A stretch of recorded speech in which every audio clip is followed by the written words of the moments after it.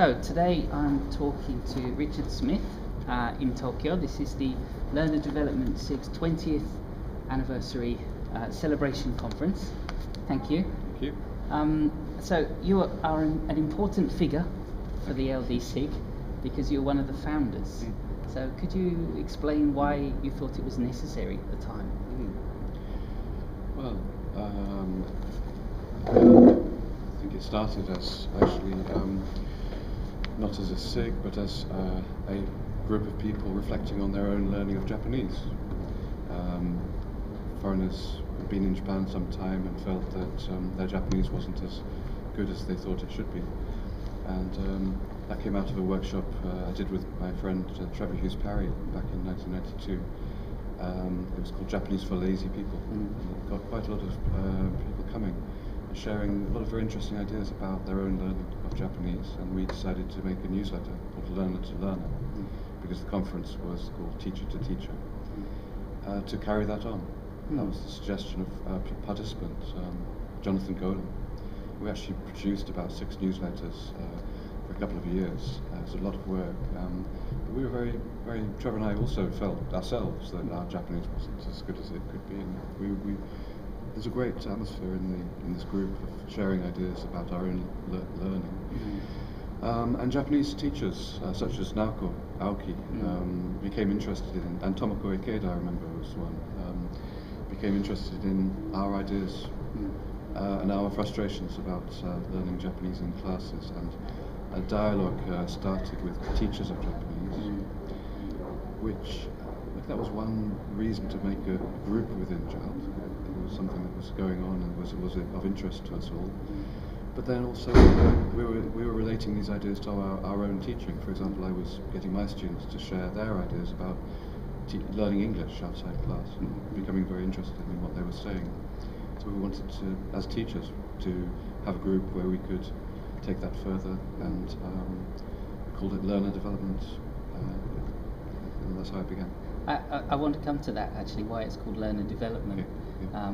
But I didn't know the full story about the formation, and I was interested to hear about it was created by learners as much as teachers. Yes, then. you could say that. We were teachers. We were all teachers. Yeah. I mean, we were teachers of English, and they were teachers of Japanese, but we were all interested in our own learning of languages, but also of learning about teaching, I suppose you could say, at the same time. So there was always that very strong focus on ourselves as learners from the beginning. So then, why learner development, not learner autonomy? Okay, well, at that time we wanted to get as many members as possible so that we could make a group within JALT. We needed to have 50 members. And there were people interested in many different sorts of things at that time, 20 years ago: strategy training, learning training, self-access to some extent, not a lot in Japan. But other things like cooperative language learning, study skills training, or also humanistic approaches like Silent Way and community language learning. And these all seem to be relevant, and we wanted to be as inclusive as possible. But also, we didn't want to call it, autonomy was in the air, but it was one strand. I think later things grouped around the autonomy much more. But I think we called it learner development, not learner training, because we wanted to focus on this idea of learners, not training learners in a top-down way, but engaging learners in reflection on their learning in a more bottom-up way, including ourselves. And we thought about teacher training, teacher development. That was very much the model we based it on. Okay. Not teacher training in a top-down way. I see. And now it's the 20th birthday, and you alluded to the in Japan that's adulthood. Seiji no Hi is the celebration when someone reaches 20 years old.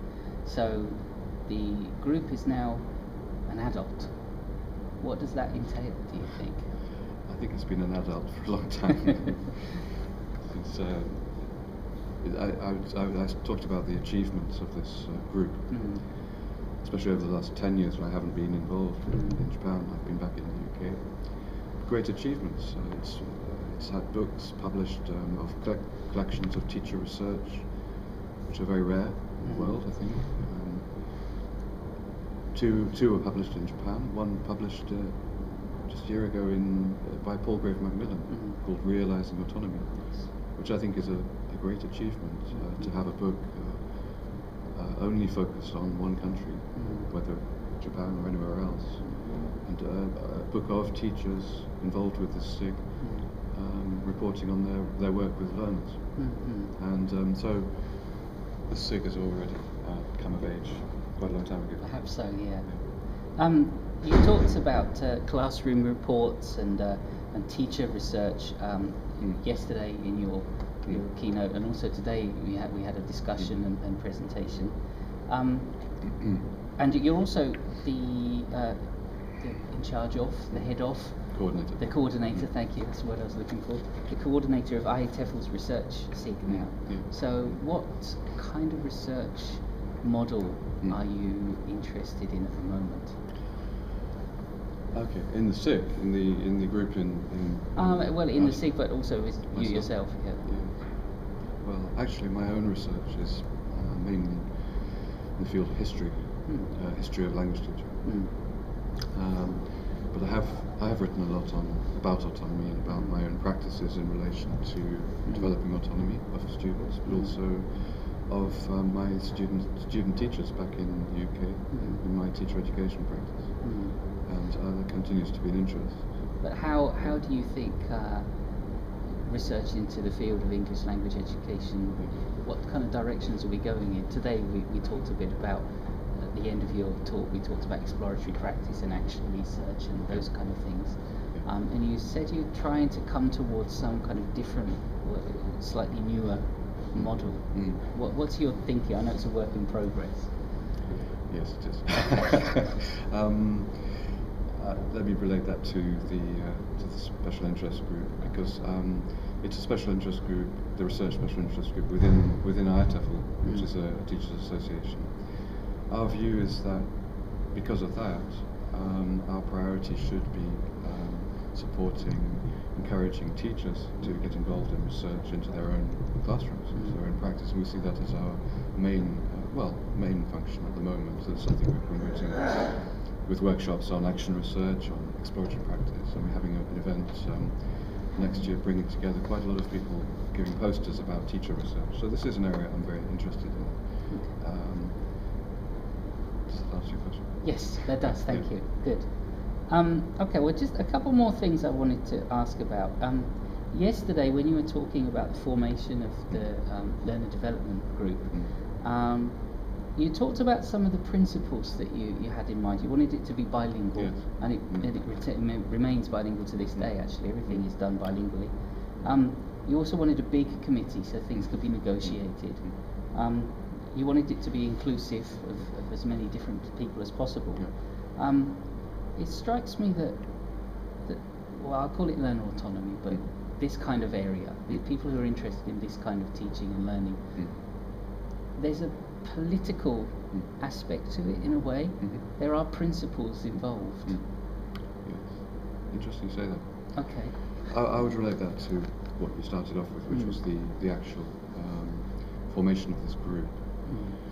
And I suppose political with a small p. Yes. Within the wider organisation, which is JALT.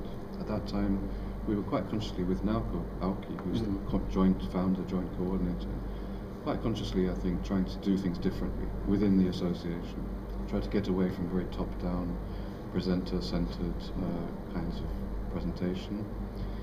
Sort of practicing what we preach in a way, in terms of having workshop sessions, posters, as our event.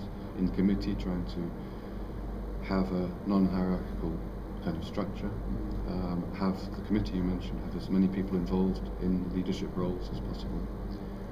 And the bilingualism was, because at that time I think JALT was very dominated by the English language, by native speaker teachers of English, despite the membership being half Japanese and half Gaijin, as they say, Okay. in Japan, and wanting to reflect the fact that we're an association in Japan. So we were consciously being a little bit subversive within the association, I suppose. Yes. But I think actually something that's had an influence within JALS, I would like to think it has. I think so, yes. Please. Okay. One final question. This is not related to the LDC. You're in Warwick now. Yeah. I'm at Warwick University. And you mentioned actually you have an interest in the history of ELT. You have an archive. What do you call it exactly? Warwick ELT Archive. Okay, I got the right word. Okay. Can you tell us a little bit about that? I'm intrigued. Okay. Can I tell you a little bit about why? Yes. Because it seems quite different from my interest in autonomy. Yes. I suppose another strand of my work in Japan, which I left Japan in 2000, was work in teacher education. I was gradually getting involved in teacher education for Japanese students wanting to become junior and senior high school teachers. I wasn't by any means promoting the fact that they should do learner training, promote autonomy.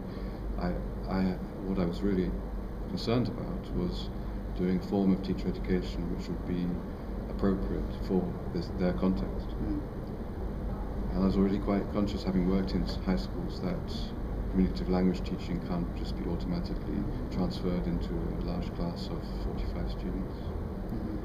And part of that process of me trying to find out what might be appropriate in my teacher education work was joining Japanese teachers' associations, which often had a strong sense of history. There was ELEC, and there was Goken Gogaku Kyoku Kenkyu Jo, which was IRLT, founded by somebody called Harold Palmer in 1923. And still they remembered him. Now I was told by the professor at that time, Professor Wakabayashi, who unfortunately passed away, he told me, well, you'd like to get involved with teacher education for this Japanese context, but you don't know, or you native speakers, you know nothing about your own history. And they know more about that than we do. And this stung me into really trying to find out more about the history of ELT, English language teaching, history of that within Japan, what had been tried before and didn't work.